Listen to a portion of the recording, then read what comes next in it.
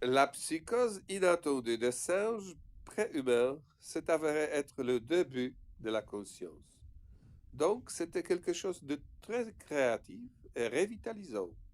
C'était un acte de guérison de la nature. Si l'on était ainsi, pourquoi ne le serait-il pas aujourd'hui? Il semble que nous n'ayons pas encore compris sa dimension réparatrice, puisque la psychose a créé la conscience. Celle-ci n'est qu'une émanation de la première.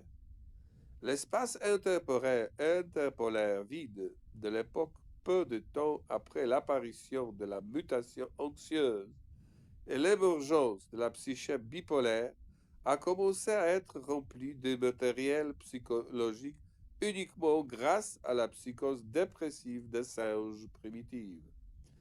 C'est la psychose qui a engendré ces matériaux, et son premier produit a été l'apparition d'un sentiment psychologique de type d'autoréflexion, distinct du sentiment neurologique inhérent à tous les animaux dès les tout premiers stades de l'évolution.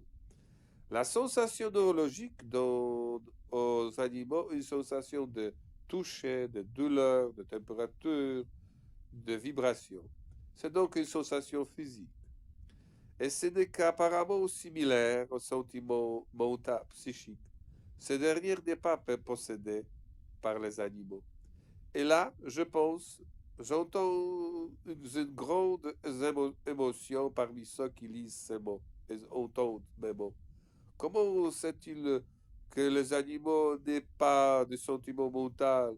Un non-sens total. Quiconque a un animal de compagnie, un chat ou un chien à la maison, le sait très bien que les animaux sont également tristes et heureux à tour de rôle. Le sentiment psychologique ne leur est donc pas étranger. Maintenant, ce que nous voyons chez les animaux, c'est une expression pure et non perturbée du pôle émotionnel qui, par tous les moyens, est responsable de la sinusoïde émotionnelle inhérente à tous les animaux, y compris l'homme. Je dis expression non perturbée, car dans l'espace interpolaire, puisque les animaux n'ont qu'un seul pôle psychique, cet espace est d'un côté sans fin, il y a un vide chez les animaux. C'est pourquoi il nous est si facile d'observer les états émotionnels des animaux. Et quant au fait que les chats, les chiens et autres animaux supérieurs manifestent une tristesse, une joie, une curiosité, un ennui, une hostilité et une amitié, je n'ai aucun doute. Eh bien, j'en suis tellement sûr avec les amoureux des animaux que j'appelle même la psyché animale, la psyché unipolaire. C'est à cause des pôles émotionnels présents dans leur psyché. Les pôles qui, pour tous les animaux supérieurs, à l'exception de l'homme, est le summum de l'évolution de la psyché. Alors, en quoi ma compréhension des états émotionnels des animaux de compagnie est-elle différente de la compréhension de leur propriétaire de ces états? Ou peut-être, comme nous le verrons bien, n'est-ce pas une question de différence de compréhension, mais une question de compréhension de ce qu'est l'expression de ces états. Eh bien, l'apparition de la matière la plus primitive dans l'espace interpolaire des singes préhumains, a causé quelque chose qui n'avait jamais apparu dans le monde animal auparavant et qui n'apparaîtra plus jamais et ne sera spécifique qu'à l'homme. À savoir, ni le pôle émotionnel, ni le pôle d'anxiété ne pourront désormais contrôler le comportement de ces êtres préhumains de manière 100% directe, sincère et naïve, comme c'est le cas chez les animaux unipolaires.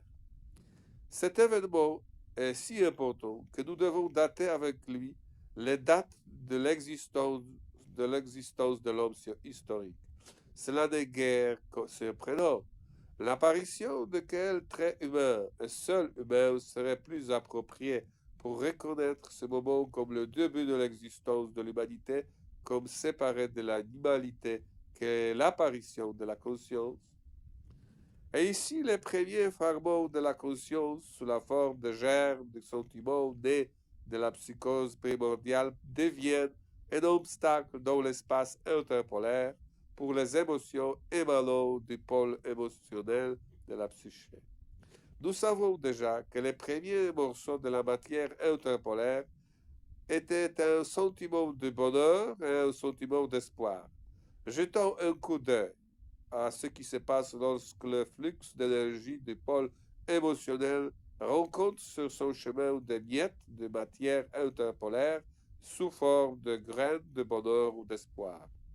Si l'énergie émotionnelle est positive, elle continue d'être renforcée en rencontrant le bonheur en cours de route. Que se passerait-il quand il s'agit d'une énergie négative, comme tristesse, déception, haine? Dans un tel cas, une partie de l'énergie provenant du pôle émotionnel pour rencontrer le sentiment de bonheur sera absorbée par ce dernier, entraînant une expression plus faible de l'émotion négative. Ainsi, même les singes préhumains utilisent sans le savoir les premiers matériaux primordiaux de l'espace interpolaire, nés de la première psychose, les matériaux de la sensation de bonheur pour s'opposer au pouvoir destructeur du pôle émotionnel. La même excitation émotionnelle négative provenant du pôle émotionnel chez les singes animaux aura donc toujours une expression externe plus radicale que chez les singes préhumains, car dans le cas de ce dernier, cette stimulation sera absorbée par le matériau interpolaire. En revanche, l'émotion positive sera toujours plus fortement exprimée chez les singes préhumains et chez les humains que chez les animaux mentalement unipolaires. Et c'est le rôle du matériau interpolaire ou de la conscience, le rôle qui gagne en force et en diversité au cours de l'évolution des grands singes puis de l'homme.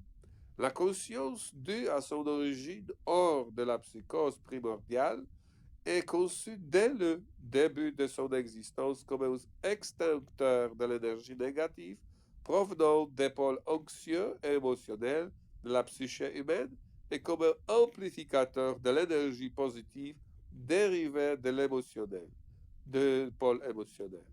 Et c'est sa seule tâche. Bien sûr, cela semble paradoxal et pour beaucoup aussi iconoclaste que la psychose s'avère être le fondement de la psyché humaine. De plus, il semble même que la conscience initiée par la psychose primordiale étant son produit soit une sorte de psychose. Essayons de regarder une telle hypothèse. Commençons donc par les explications. Qu'est-ce que j'entends par conscience?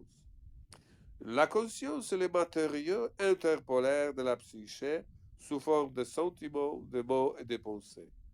Par le terme psychose, nous entendons l'activité des matériels interpolaires dans lequel les mots, les pensées et les sentiments deviennent indépendants à la fois des pôles de la psyché et de tous les stimuli externes.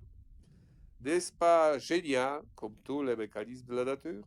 Si l'anxiété apparaissait comme un monstre de la nature, la psychose en est le remède.